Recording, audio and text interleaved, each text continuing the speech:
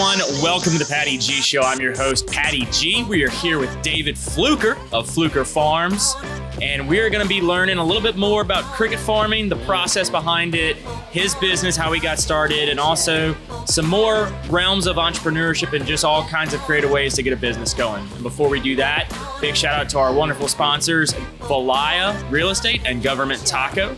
And without further ado, David, welcome to the show, man. Thank you. I'm glad to be here. Glad to have you on. We're in a new environment. We're here at Sandbar in False River, which I've never actually been here before, but I like the vibe. It's a cool vibe. It's a good place. It's a nice little vibe, little friendly little bar atmosphere right on the water, so I like it. Yeah, some good drinks and some good food. Oh yeah, I'm curious what the run shot challenge is. It's intriguing me, so I'll have to come back and try it. That's a lot of shots, so good luck with that. So who are you, man? Who is David Fluker? I am a second generation cricket farmer. I grew up in Baton Rouge. And we're hoping that there's going to be a third generation cricket farm or, bug farm. I've never seen the world of insects exploding like I have in the last 5 years or so. So it's crazy. It's a very good time to be a bug farmer. Okay. So how does one get involved with cricket farming? I mean, or I guess why cricket farming? Sure. So way back in the 50s, my father was visiting a friend up in Georgia, and this friend was growing crickets to sell to the local fishermen as a fish bait. So my dad came back and told my mom that he was going to quit his good, steady paying plant job and try to grow crickets to sell to the fishermen. And somehow she said, okay. And, many years later, we have Flukers today. When my father decided to retire when he was about 50, I took over at the ripe old age of about 19. Oh, wow. But yeah. You took over the family business entirely? Took over the family business, yeah. Unfortunately, my mother had passed away. And I think my father kind of realized that he worked his whole life and decided that he was kind of done with it. So at that point in time, I took over. My sister and I ran it.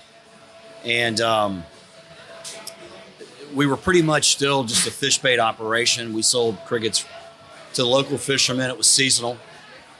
Lots of hard summers. And, as time went on, we started seeing that we were selling crickets as a feeder insect. And so we started looking at those different opportunities, and we really tried to sell more to pet shops, more to zoos, and to universities. We've sold to such notable universities as Yale, Harvard, Tulane, LSU. Oh, wow. Yeah, we've sold to Disney World, SeaWorld. For those of you that are close to my age, you may know what Biosphere 2 is. You may not if you're not. But we sold crickets to Biosphere 2. Okay. So lots of notable clients. It's been quite the run. So what were the universities using the crickets for? So mainly to feed lab animals. In the world of animals, most things eats the insects. So it's very common for something to eat an insect. Like I say, we sell to the Baton Rouge Zoo, the Audubon Zoo, you name it. Even the Honolulu Zoo. The Honolulu Zoo. Honolulu Zoo. So lots of different places. Okay, so what is the process of actually raising a cricket? How does one raise a cricket? So it's a very short life cycle, which is very unique when you're dealing with a livestock, and we are considered a livestock. There was a time that I had to reach out to the Commissioner of Ag here to get us classified as a livestock, but crickets are a livestock. What were they classified beforehand? I'm not entirely sure why they didn't consider us a livestock, but it had to do with a tax-related issue probably 25 years ago. And I'm like, man, you got to be kidding me. This is a livestock. So if you grow a feed to feed other animals, that's a livestock. So crickets have a short life cycle, about 5.5 weeks. They're fully grown. They can lay eggs after that. So they'll live for another couple of weeks after they're fully grown, once they're winged. And we will harvest the eggs. Then we'll hatch the eggs out. And then we'll redistribute little tiny crickets that are the size of an ant and grow them back out. And it's a complete cycle. Okay. So think of several cycles happening each week to where we're constantly hatching out crickets. We're constantly redistributing small baby crickets and growing them back out. And within the feeder insect world, people may want tiny crickets. They may want full-grown crickets. They may want half-grown crickets. So we're constantly selling different sizes of crickets, and we're always keeping enough to keep our life cycle going. Okay, so it's just you reach that state where it's just a constant. Every day you're doing one of the cycles all the time. Every day we're pulling a cricket that was put out at some time several weeks back. Okay. It's just a constant cycle. Wow. So what was it like taking over a family business at 19? I mean, to some people, well, scratch that. To most people, that's scary. It was different, but I will say this, that I can trace my first paycheck. I'm not sure when he started working me, but at age 11, I could trace my Social Security back. And at that time, it was pretty much a 46-hour a week because, the laws for farmer kids are different and probably didn't exist back then anyway. But when you have a crop and you're a farmer, the laws are somewhat different. So that I do know that I did enjoy school more than I did summer.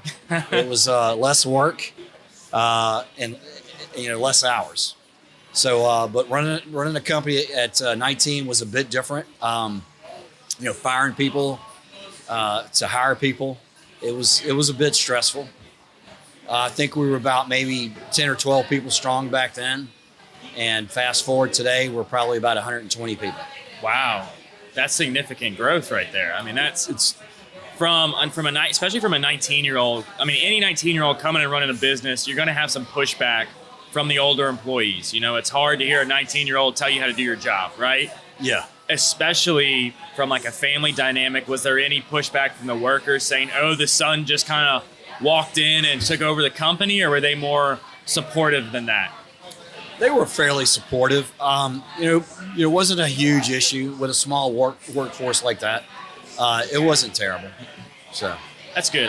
My fear for family businesses, in particular, is when they do have that younger family member step into a higher role. When you've got someone else that's been there for a decade, they can get a little resentment, like, well, they've only been here for 4 or 5 years, and now they're taking over the company, and they always kind of feel maybe a little, overlooked sometimes. So I'm glad to hear that was not the case. Yeah, and if you think of the farm, it was more of an ag venture, and you really had like one guy running it, which would have been my father, so there wasn't like a lot of other people doing other things besides my father. Gotcha. And my mother at the time. So gotcha. So you're 19, you take over the business. Does that become your full-time job? Did you go to a university, or was it just straight into the ag field? I was going to LSU. I was a junior in electrical engineering with a computer science option. I dropped out. My mom had just passed away too, so it wasn't just because of the farm, but it was a very stressful time for me. I did go back and graduated in 1989, and I'm going to give the College of General Studies credit because at that time they let me count my dead computer language as my foreign language. I took Fortran, which is a dead computer language now. Okay. But they let me count that as my foreign language. And so basically everything that I ever took was included in my college credits, which I was all for. That's awesome. So, yeah.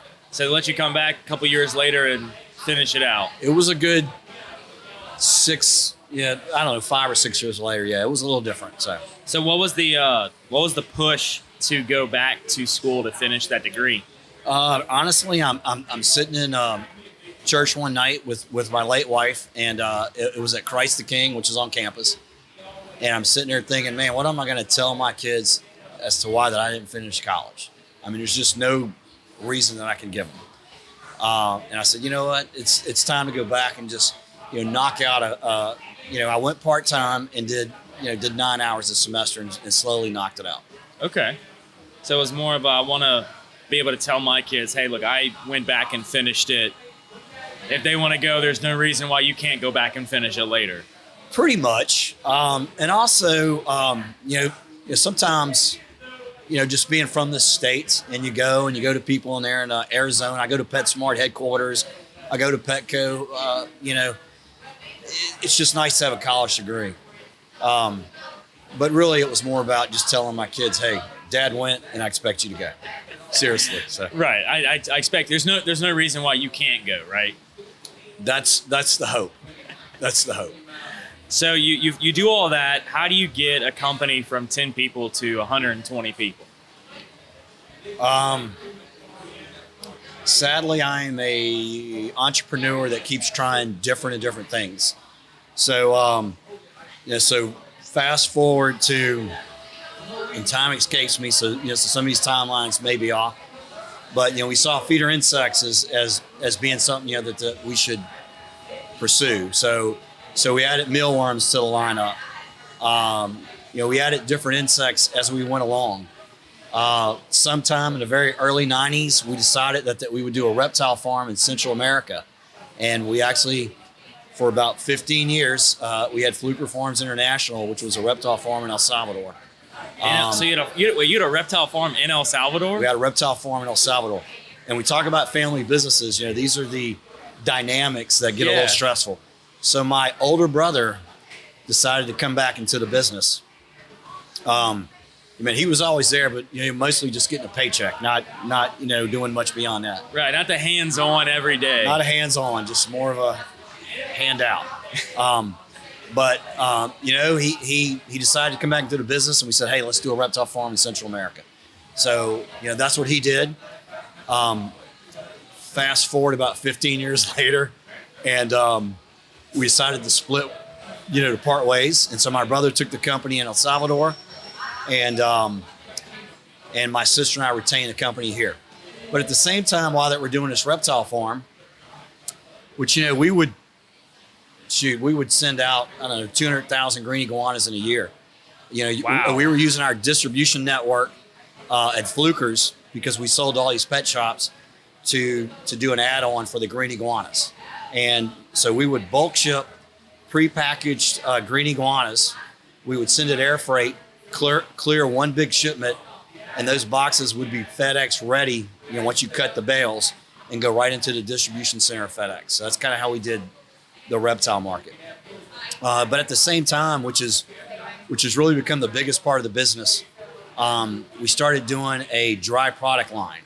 So think of cricket chow, or think of iguana food, right? We started doing these reptile cricket related products. And now you will see the Fluker brand at your small mom and pops. You'll see it at PetSmart, Petco. You'll see it. We actually sell to Amazon. So we have a pretty wide distribution network. And that's the largest part of our business at the moment. Is the dried product line. Would be the dry product line. So when you look at Fluker's today, about 80% of our sales are dried products. Oh, wow. And 20% are insects. I see that, which I'm sure my dry product guys are going to laugh at me, but I'm starting to see the interest in feeder insects again, whether it's for feed or for food. Food being for the human consumption angle. So the human consumption? We currently are not into that market yet. Okay. We used to do a chocolate covered cricket many years ago when there was shock value in that. There's not a lot of shock value in a chocolate covered cricket now. But we started doing trade shows, right? And we wanted something unique to bring people to the trade show. So my father came up with the idea of doing chocolate covered crickets, and we'd have them at the booth. People would come to get one. And I said, well, man, this is cool. We're getting people to the booth. Why don't we give them a button that says I ate a bug, Club Fluker Farms, and they can wear it at the show, which will drive more people to the booth. And it did. I mean, it drove a lot of people to the booth. So I said, you know what? This may be a product. So, so we tried to bring a chocolate covered cricket to the market. I called up Chocolate Lodge, which I'm not sure if they're still in Baton Rouge, but they were at the time. And they're like, man, do you know what we spend to keep bugs out of this facility every month? No way. So then I called up Elmer's Candies out of Ponchatoula, and they gave me the same line. Do you know what we spend each month keeping bugs out of this facility? So I said, well, damn, this is tough. So nobody wants to do chocolate covered crickets. So then I called up Merlin Candies, which do the chocolate Easter bunnies. Okay. They're off of Magazine Street in New Orleans. All right. And I said, hey, look, I have a product that I would like to bring to market, but I'd like to talk to you about it in person. So I set up a meeting. I drove to his place, and I brought my catalog of all the Fluker products that I had, all the, the dry product catalog, which probably was about 100 products at the time. And I said, look, man, I'm not crazy. I've got a company, but I want to bring a chocolate covered cricket to the market. And he said, He's like, okay, we'll do it, but only during off season. I'm not going to do it while I'm doing chocolate Easter bunnies. I said, that's fine. So we brought that product to market, and we probably did it for 10 years, while the shock value was still there. And one day I get a call from somebody that I'm thinking it's either a scam or it's the advertising agency from HP. From Hewlett Packard. Okay. Because somebody calls me up and they said, hey, we want to do, would you test out this color printer? This was when they were new and color printers were costly and it was, like new technology. I said, sure. And I said, yeah, we'll try it out. And then I told my office staff, I said, look, do not accept any CODs. And lo and behold, the printer came in, we tried it out, and it was the HP ad agency. And so they wanted to fly me to San Francisco for a week to do a tiny little yearbook picture of me and then a picture of a chocolate covered cricket. I'm thinking, wow, man, y'all could do this, in Baton Rouge for a fraction of the cost. But yeah, right. Fly me to San Francisco. Sure, I'll come out. Right. So so we went up. They wined and dined us a bit, and there was a full ad with my little yearbook picture and a big chocolate covered cricket. So. And it was everywhere. It was kind of neat. So I wonder what the sales angle was to get chocolate covered crickets. Was it just because it was the craze at the time? Shock value. So okay. You're looking for something that's going to draw people to the picture, and the little caption was, my browns are browner, my greens are greener. It was just me talking about how good this printer was. Okay. And like I say, it was a huge chocolate covered cricket. The profile of the cricket was flipped over on its back, and it was covered in chocolate with all the legs sticking up and a tiny yearbook of me. And you certainly looked at the ad. Gotcha. Okay. That makes, all right. Now I can understand that now. Yeah. So it's just a picture of like the chocolate covered cricket, not necessarily about the printer, just more about the chocolate covered cricket and how you use the printer. Yes. Got it. Yes. Okay. So how do you make a chocolate covered cricket? Well, number one, you have to have a licensed kitchen, right? Because you got to have the kitchen and the equipment. You got to have the licensed kitchen, right? Right. So, so we would take the cricket. It would be baked until it was dry. It smells like roasting nuts. It's got a pretty decent flavor, just within itself before you add the chocolate. And then you would put the cricket in a little mold, and then you would pour chocolate over it, and then we'd wrap the the chocolate in foil. So one of the guys. Oh man! Thank you, Brian. Appreciate it. Thank you. So one of the oddest comments that I ever got at a trade show was we're doing a trade show and we're passing out the little fold wrap chocolate covered crickets, and I had a pet shop customer come back to me. It was Atlantic City, and we're on the boardwalk. Okay. And we're doing a big pet trade show. And the guy comes back to me and he says, man, things weren't so good with my wife last night, and it's your fault. I'm like thinking, okay. And he's like, when my wife was in the bathroom, I put the little fold wrap chocolate on her pillow, and then I turned the bed down and told her it was turn down service. And then after she ate the cricket, she's like, man, she didn't talk to me for the rest of the night. I'm thinking, well, I got to tell you, I'm taking no responsibility for this one. Right. This is on you, bought dumb the dumb. cricket, you put it in there, you didn't tell her it was a cricket. Exactly. Wow. Exactly. So that lasted for a decade, you said? About a decade, yeah. That's incredible that you can find a product surrounded by a craze or a fashion or a fad, basically, Right. and then make that last for a decade. Like, it's not like some products that last for 1, 2, 3, 4 months, maybe a year. It's like, no, we've made it last for a decade. So why was it cut off? To be honest, we were having trouble finding kitchens who would want to make it. Okay. And it wasn't like really a profit center for us. It was just more of, good marketing. And I think the marketing had played out by that point.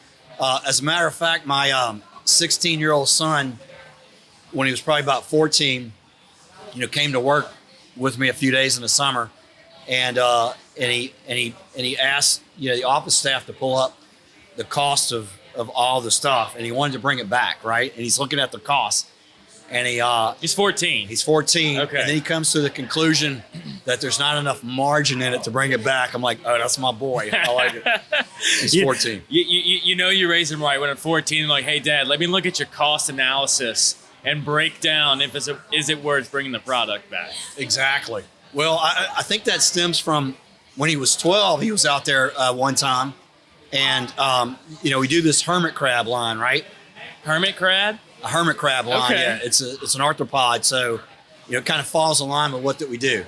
So that we have a line called Hermit Headquarters, and you'll find it at the pet shops. It's out there, and we've got a sand that pretty much simulates beach sand. It's got sand, it's got cocoa peat in it, it has sea salt and things like that.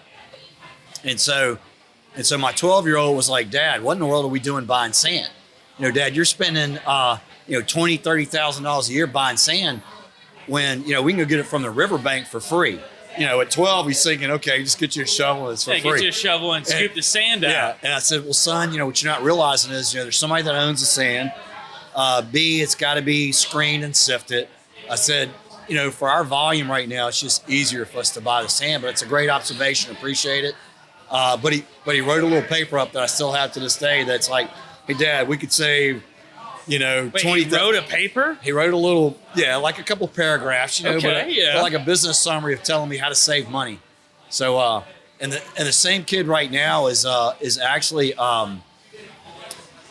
working on some insect stuff for me. So it's interesting.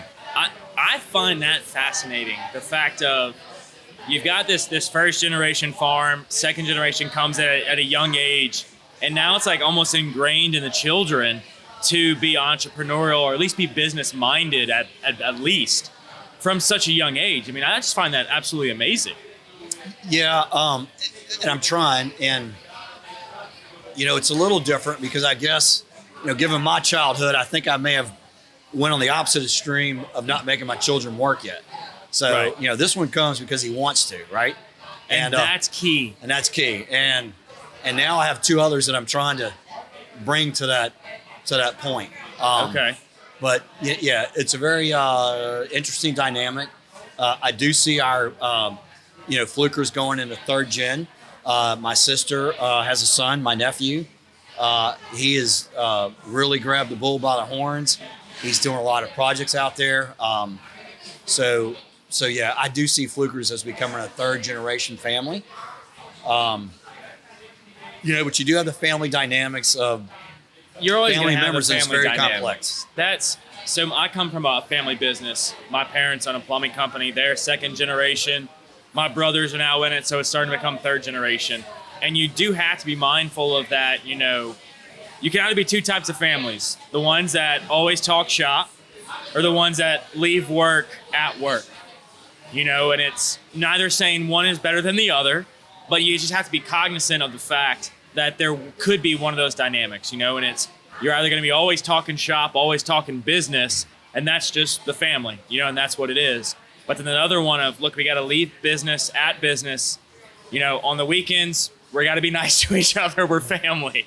So how have you kind of, what path have y'all gone down, and how has it worked for you? Well, sadly, I am bit by the bug, the entrepreneurial bug, as I like to say, intopreneur. And I wish I could leave business thoughts behind, but I go to bed thinking about them. I'll wake up thinking about them. I just wish I could, this is my go-to place where I can sit on the water. I can look at water. I can have a cold one. This is kind of when I can slow my mind down. I wish I had a better work-life balance, but I've not achieved it yet. I'm working on it. Okay, I realize I have a problem, which is the first step. The first step is realizing there's a problem. Right. But there's so many things I want to do with bugs. I mean, there's another path we're looking at called Soldierfly Technologies. Where I wanted to get into that. But to finish up on the crickets, because I realized we could jump around a lot. Over the last several years, I've developed a automated water system, which so far is working fine. I am trying to implement a mechanical feeder, which I believe will work as well. Okay. And so the automated watering system is for the insects? It's for the crickets. I'm sorry. Crickets, Yes. okay. Yeah, crickets are still our largest insect. And I find that crickets are too costly to be human food. And plus, I would love to see crickets be a small family farm operation for impoverished countries, to where it's like a social good thing, to where they could breed insects that have such fast cycles with so little land, so little water, so little food. And then you have this very high protein source, which is, used in breads or pancakes or just so many ways to cook it, right? Don't be thinking that you got to eat the insect just as an insect. It may go in a pasta. There's a lot of ways to add that extra value of protein. So have y'all explored maybe a cookbook method or a way to cook it or cook with it in the pasta forms and such? We were working with LSU. LSU is developing the Foodie, which is the Food Innovation Institute. And we happen to actually be on their brochure, okay? Looking at crickets and soldier fly. So, as the UN put out a report, and I'm bad with dates, but we'll say it was 2015, that the world population is going to be too much and we have to figure out ways to do more alternative sources of protein. Well, guess what's better than almost anything out there? Insects, right? The life cycle is so much faster. The space requirements are so little. The water consumption is so little that, it's just an incredible alternative protein source. Does that mean that I, at 57 years of age, and I'm dating myself here, does that mean that I sit there and eat lots of insects? No. Do I eat an occasional insects? Absolutely. You wouldn't be experimental and entrepreneurial right. if you didn't. And so, but I do see it as a way to add to the food system of the world, and I also see it as a way to lift people out of poverty. So I see these two goals, and I'm going to shout out to Kevin Langley out there. Kevin. Yeah, so Kevin Langley and I are working on something that hopefully can bring it to the island of Jamaica. That's the goal, to where maybe this system can be implemented, and we can have a way in which we can grow crickets for cheaper because they're too costly, and at the same time develop a marketplace for those families, because it's not just going to be them growing crickets and while they can sell them. That's not going to happen. There's going to have to be someone to market the end product. Okay. So it's the crickets for a sustainable life outside of just using it for plants. I mean, for pets and animals of that nature. It's how can humans utilize insects in a way to better their life? Yes, and you're seeing it now. There's a huge industry developing. Fluker's is not a part of that yet. We still cannot provide enough for the pet market. Once we kind of hit that, we will, we'll start going into food. But right now, we're still doing the pet market. We were the first people to develop freeze-dried crickets. Freeze-dried? Yeah, because okay. There was a time that I would come out here to False River, go to the end of my pier, and dump several 100,000 crickets into the lake to feed the fish, because there's no point in wasting them, right? I dump them in there, a fish would go crazy and eat them. But I'm thinking, man, there's got to be something to do with these crickets that are too old to sell. And I said, damn, we're gonna dry them. We're gonna freeze dry them. And so we started out with a freeze dried cricket. You'll see our product in, again, the big chains. You can even find our product in Walmart. So go to Walmart. Really? Yeah.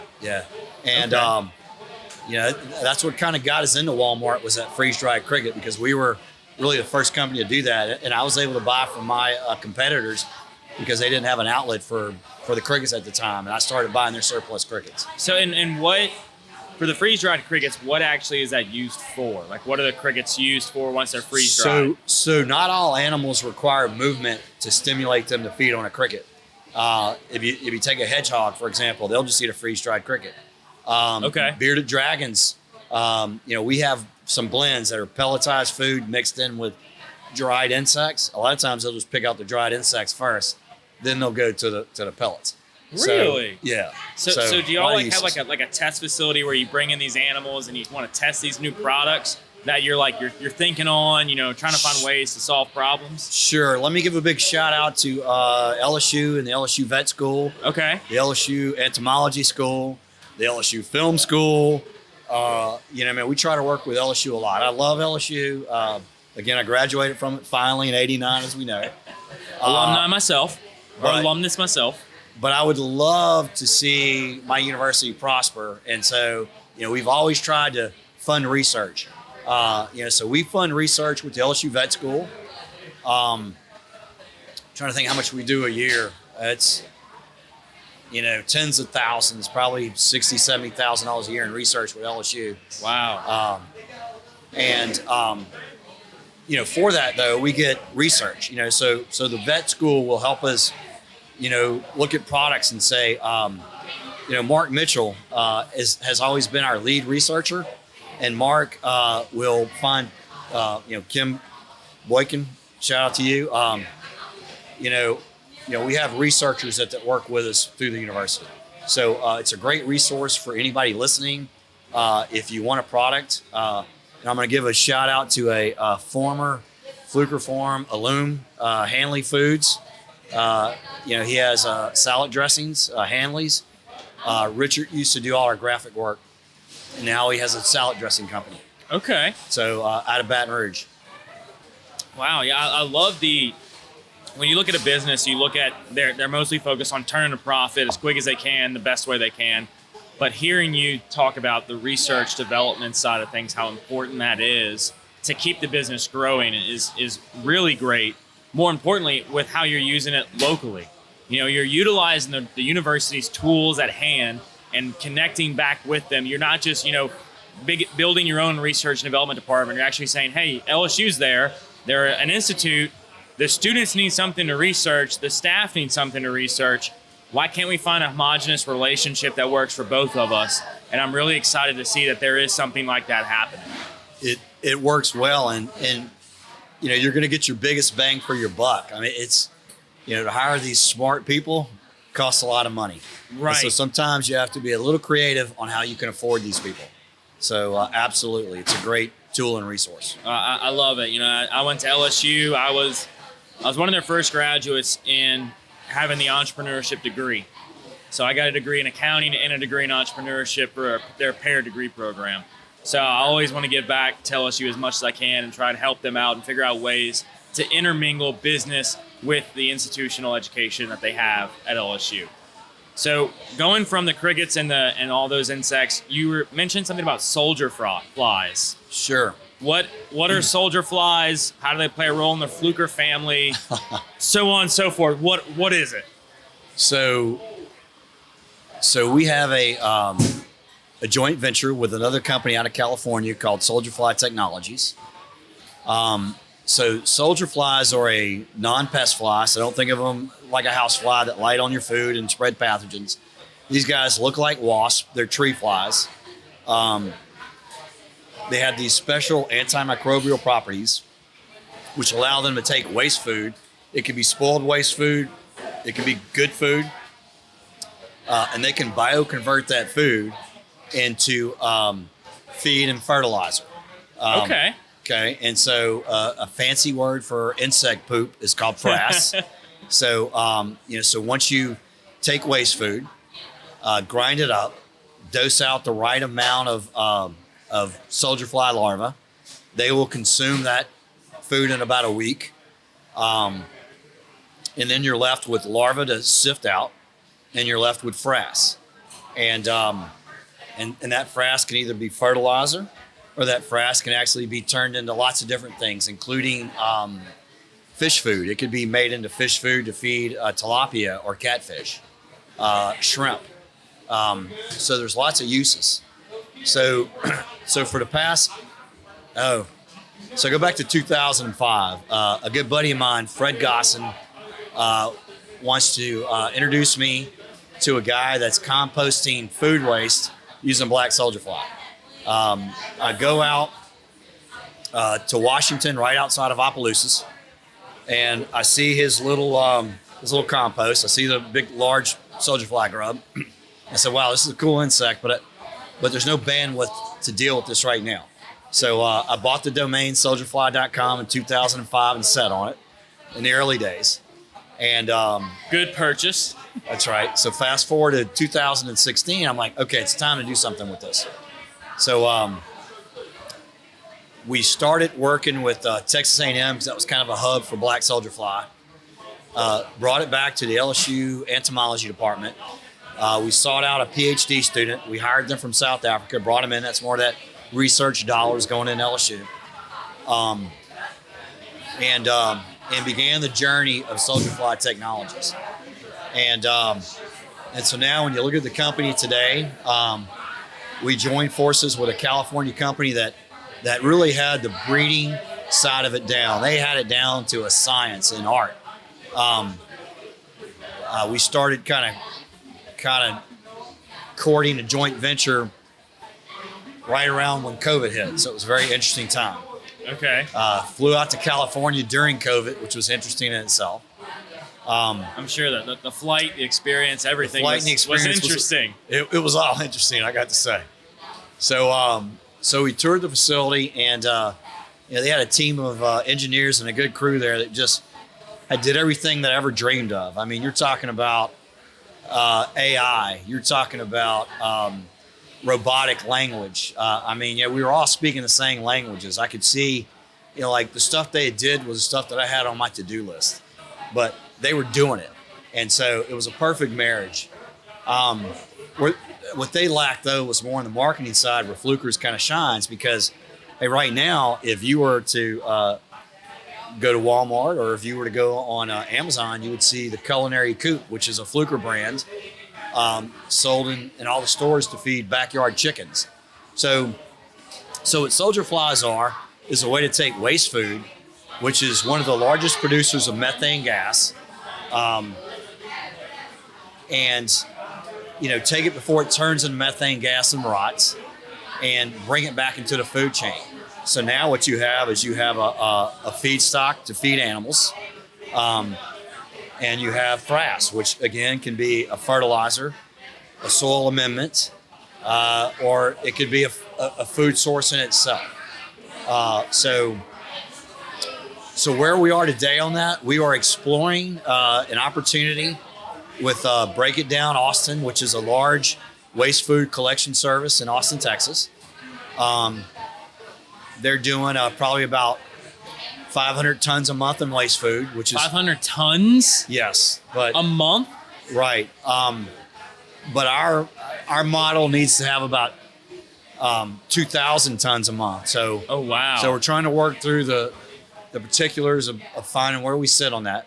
But the soldier fly industry is still nascent.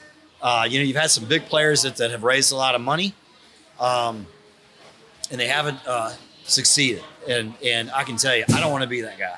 I'm a second generation farmer. I'm a business guy, and I want to nail it absolutely. So we're looking at selling these guys live. We're looking at selling these guys dried. We're looking at selling these guys in the components, such as you can break these guys down into oils, into protein, into chitin. There's so many different things you can do with these guys. So you're looking at it from every single angle. I'm doing my best. Where your company can have a share in the market and how you fit into it. Exactly. And there's so many waste streams that people don't even realize. There's so many things going to the dump or the landfill that have a nutritional value that these guys can take, and with their special properties within their gut, their biome. I mean, they can eat bad stuff. They can eat pathogens, and guess what? It's a food source. I mean, it's crazy what these guys can do. So, so we are currently, with this project and journey, we've been working with the Lsu Sustainability folks, and we actually upcycle the LSU campus food waste. Okay. We've been doing several tons a week with them, and we do some local people as well. So, thinking my son's about to pull up in the boat. Just thought I'm hoping. Very nice, very nice. So y'all, from what it sounds like, y'all are always exploring new opportunities, new options to grow the business. You're not just focused on one avenue, right? You're not just focused on the cricket avenue. You're focused on ways to grow the company to make it 4th, 5th, even 6th generation business down the line. Yes, we hope to. Some prime examples are, we were asked by a large chain to do a semi-moist food, and we did. I mean, it took every ounce of resource we had.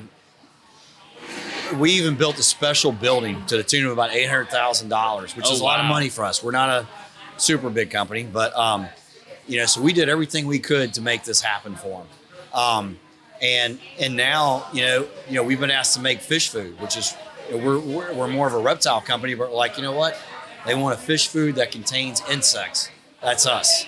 So yes, so we're looking for these different opportunities, and they're there. In the world of insects, again, I've never seen it explode like I have in my lifetime. I'm currently on the board of NASIA, which stands for North American Coalition of Insect Agriculture. And I've seen this group grow from a tiny little volunteer group to now we've got dues. We're about to hire a director. I mean, it's becoming a force. And if you look at Europe, Europe has IPIF. Asia has a group. Australia, New Zealand, those guys have a group. So, you can see the U.S. starting to come within its own and in the world of insects. I mean, there's huge opportunities in the world of insects. So what do you think has kind of led to this recent explosion of insect development, insect need over the last 5 years? Alternative protein sources, whether they're for food or feed. Again, the Western society is slowly acclimating to insects as being a food source. I'm not thinking it's going to be overnight, but it's coming. Whenever Chapul would be on Shark Tank, I'm sure we've all seen the Chapul thing. He's got the cricket protein bars. Yeah. He was a tad too early to the party, but credits to Patrick, who I've talked to before because we're insect guys. And look, let me stress to people out there, LinkedIn is such a important connection tool, because prior to LinkedIn, there's no way I probably could have just tried to connect with Patrick of the Chapul Cricket Bar and say, hey, Patrick, let's have a conversation. And Patrick's taking my call. I've got so many people that will accept my connection, and then I can actually have a conversation with them. And in the same way, there was a researcher out of West Virginia that wanted to do some black soldier fly research, and we helped sponsor that as well.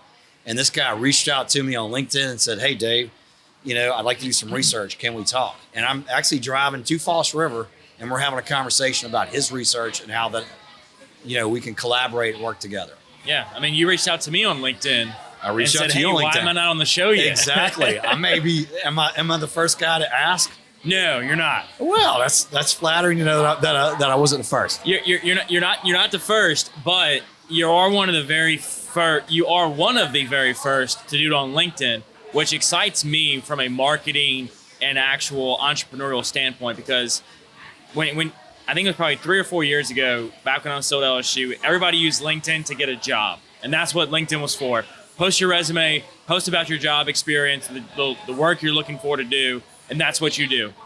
But nowadays, LinkedIn has kind of morphed into that professional connection, that professional relationship building platform, that it's not just for a job. It's not just to go out and get hired by a company. It's to make relationships like you have made every day. Exactly. My team and I actually used a connection from LinkedIn this week. There was a Belgium company whose CEO was acquired by a larger black Soldierfly company. And this company, subsequently hasn't done so well. So that I reached out to him and said, hey, man, can we have some lessons learned? If we ask something you can't tell us, just tell us you can't tell us.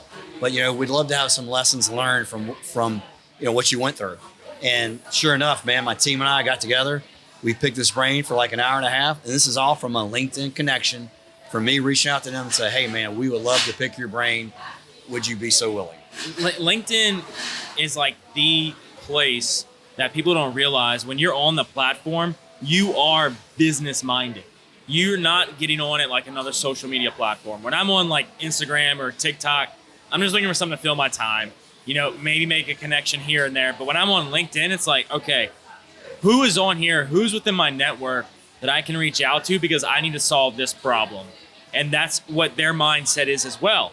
It's okay, we're business-minded individuals, we're business-minded communities.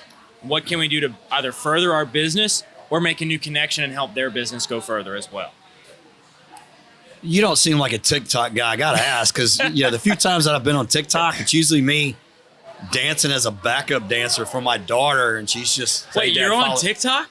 I think once or twice, just whenever my daughter asks, you got to be the dad, right? I'm like, yeah, okay, I'll do whatever. So I am on TikTok. The show is on TikTok. Really? It's at the Patty G Show for those curious to come find us. So what I do with TikTok's a little bit different. I don't do the dancing or the hoopla or the get into the trends. What we do is we'll take videos from episodes like this. We'll further clip them up into short 15, 20-second clips of like very impactful or humorous clips, and then we'll repurpose them on the platform. So we may take something about you talking about a chocolate cricket and may make it into a 15-second clip that's funny or that's humorous or that's really serious, and we'll post on the platform. Because TikTok also is not just for dances. It's not also just for following trends. You can actually put some good educational material on there, and the way the algorithm works, people will pick it up so much quicker than if you put it on YouTube or Instagram. So look, let's just flip this for 1 second, okay? Okay. You're certainly younger than me. Right. And so let's get your take on social media. What do you think are going to be the most important platforms as we kind of go forward and into the future? In what way? From a personal perspective or from a business perspective? Let's stick with business, since this is a business show. I think there's going to be three major platforms. Realistically, all of them, but if I had to rank them, I think LinkedIn's going to be huge. I think LinkedIn is going to be massive from a business perspective, because what other platform gives you the ability to DM or to message a CEO of a Fortune 500 company like that and have them look at it? From a business perspective, LinkedIn is huge. It's already huge. And if you're not on it and you're not doing stuff with LinkedIn, you need to be. Would agree wholeheartedly. From a marketing perspective, the next few platforms all depend on your plan, all depend on your marketing plan. If you are a construction company, TikTok and Instagram are huge. TikTok and Instagram, because they have IG Reels, and TikTok's a short form video. You can make short form little videos of different projects that you're working on, and they'll blow up because of how people consume that content. If you're a lawn company, you need to be on TikTok. It's time for Flukers to get a TikTok, so note to self, appreciate it. I don't think we have one. I'm not aware of it. So for y'all, the TikTok would be, it would have to sit down and see and say, where can TikTok fit in?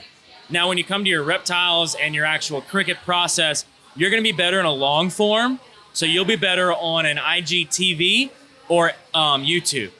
So you're gonna be better performing in the long form. However, there could be some different avenues within the company that TikTok would be well on. Again, LinkedIn for me is ranked first. Every other platform after that all depends on the marketing strategy and how well the content can be crafted around that strategy. And I'm going to assume that IGTV is Instagram. 'Cause I had to think about it. I'm not going to lie. I'm like, okay, what the hell is IGTV? So Instagram has various different video methodologies. One of them is IG Reels, Instagram Reels. So it's short, no longer than 60 seconds. IGTV is over the 60-second mark, is more of a long form. I think you can go up to 5 or 10 minutes. I'm not sure on the exact requirements, but it is a longer form Is video. it on the same platform, though, Same like platform. Instagram? Okay. Yeah, so like if you go on like at the Patty G Show on Instagram, you will see we've got our homepage on Instagram. That's just our plain posts. Then you'll see we've got our IGTV, which is our long form 3-minute plus clips. Then you'll see we have Reels, and on the Reels, it's all short form stuff. So like Cody, the first time he did makeup, showed up with a cotton ball, and it started tearing off in my beard, and it was hilarious. And so I took that clip and posted it on IG Reels, and I posted it on TikTok. And it was just a funny, humorous, short little clip. Nothing really to do with the content of the show, but it was still from a marketing standpoint of getting the show's name out there. You didn't mention YouTube, so YouTube's long form. So the podcast is filmed on the bigger cameras in long form. That's then gone back and edited to pop back and forth between your angle, my angle, and so forth. Wow. This man's killing He's it. a beast. Thank you, Brian Payneburn. To and from and so forth. YouTube is your long form content. So if you're going over a new product, or you're going over how to clean an iguana's cage, or how to take care of crickets, how to raise the cricket farms. We've got those. That's what I'm saying. So Appreciate it's more long subliminal form. Right. It's promo. yeah, absolutely. It's more of a long form perspective on YouTube. So all the 55-minute interviews from the show are on YouTube as well, but that's the full form. YouTube, they've tried to add in stories and add in clips. I haven't experimented with that yet, so I can't attest as to how well it works. But YouTube, if you've got something that's going to be a long form or even a vlog, anything 10 minutes plus, that's where you want to use YouTube. So if you're going either an instructional video, a how-to, or this is how we do it at Fluker, do it the Fluker way, then you can have a whole series of videos on YouTube. But you then take the long form and clip it up to then cross-post to all the other platforms. So where's your largest following at? Where do you? LinkedIn. LinkedIn, huh? Well, TikTok first, LinkedIn second. So give me some TikTok numbers, because I'm so not familiar with TikTok other than dancing once or twice. Numbers how? Like a reach? Yeah, so like what's your largest view of a video? 195,000 views. Damn, cheers to you. It sounds impressive. It was us doing a pizza eating contest at Fat Boys in Baton Rouge. Okay. Did you win the contest? Because I've actually seen it. I saw a guy start lost. out pretty strong, lost. and I'm like, well, I tell you what, man, he's a big boy. But then as he got to the end, it's like you could see the pain and the. My advice, if you do the pizza challenge, don't start from the crust. I did the crust first, and it was awful. It ended poorly. Also, don't drink a beer before you start. That was also a downfall of me. Was I had a beer before I started the pizza, and I just got so full so fast. But yeah, that's TikTok is interesting. But we've got to start winding the show down. Otherwise, we'll keep talking on for the rest of the evening, which we can. We'll do later. You got it. So we have a four set list of questions we like to ask everybody when they come on the show. The first one is, what is something you did as a kid you wish you could still do today?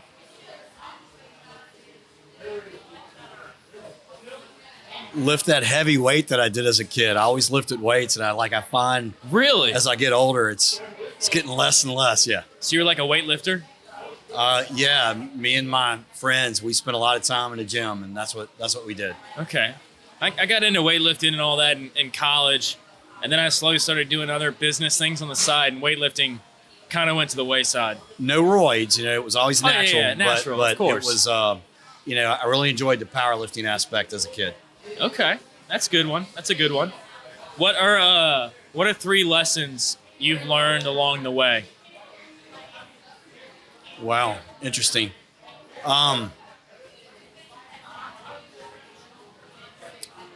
One lesson is family businesses should have a structure so that everybody kind of knows how it flows and the way the process works.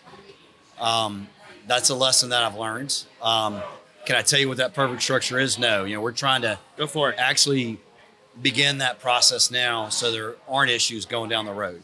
So that's one lesson that I've learned is to have a structure within a family business.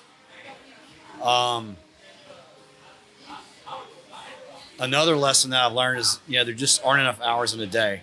And, I've had and I don't want to tear up, but I've had the joy and I've got to experience motherhood because my wife passed away at a very, young age with my kids, and I'm tearing up a little bit. Hardest job I've ever had in my entire life. Hardest job. Fatherhood breeze. There was a time I would call up the dad, go, hey, can little so-and-so do what? Oh, I don't know. Let me ask his mom. Okay. So you learn very quickly the dad knows nothing. The mom knows everything. And, 100%. And when guys think that it's an easy job, I mean, you're on 24/7. You're doing a kid count as you're, corralling. Hardest job I've ever had in my life. Motherhood as close as I can experience it. Extremely hard job. Third, let's think of the third. Life lessons. You're going to feel that light bulb growing dim before you know it. And I'm still a workaholic. Wish I wasn't. But every now and then, I got to wipe the tears, sorry. Every now and then, stop and smell the roses because, you find your energy levels begin to slowly deplete the older you get. It's hard to explain, but I certainly don't enjoy things at 57 that I did in my 30s. So I'm finding things that I like to do sometimes are now becoming a little bit of a chore, just because it's so really take time to smell those roses while that you're young, and don't be a workaholic like me. I love all three of those. So I've heard a lot about False River, and I picked you up in Port Allen today. But what do you love about Louisiana as a whole? As a whole, I love the culture. I love the people. I love the food. I love how we're so green. Green as in, I go to Arizona, it's desert. There's green everywhere here. I love water.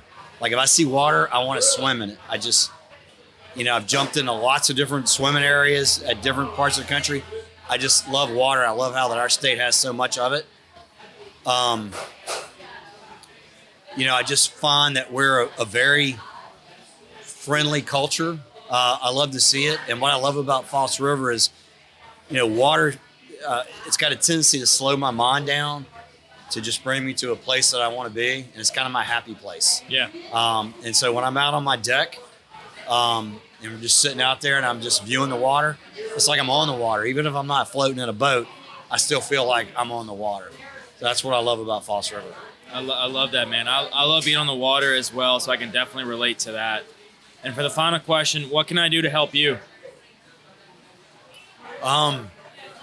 You just were a very big stress reliever tonight. As you know, we were dealing with a cheer issue. This is that motherhood coming again here, right? Right. Yes, I'm dealing with a cheer permission form on the way up here that had some flaws in it. So again, guys, love your wives. They do way more than you can ever imagine in your life. But this has been a very good stress reliever. Well, good. I enjoy discussing business, and I really enjoyed your take on social media. Well, good. I'm glad to have you on. I'm glad you reached out to me to make this happen.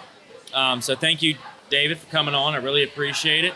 And thank you, everybody else, whether you're watching live or you're watching this post-production. I really appreciate it. I know the guests do as well. This has been the latest rendition of the Patty G Show. But before we go, big shout out to our wonderful sponsors, Falaya Real Estate. They're a local-based a mobile application that will transform the way that you sell your homes. If you're looking in the market to buy or sell with how hot the real estate market is, give Barrett Blondo a call at Falaya. Tell him the Patty G Show sent you. He's going to take care of you every step of the way. And also to Government Taco. They've got a new taco every month. They've got Margarita Mondays, which means you're going to get specials on Mondays. And Thirsty Thursday, you've got happy hour all day. So go over to Government Taco, tell them you heard about them on Patty G Show, and they'll be sure to take care of you. Well, thank you all very much. This has been a fun episode of the Patty G Show with David Fluker from Fluker Farms. Everyone, you'll have a lovely evening. I'm Patty G, host. Good night.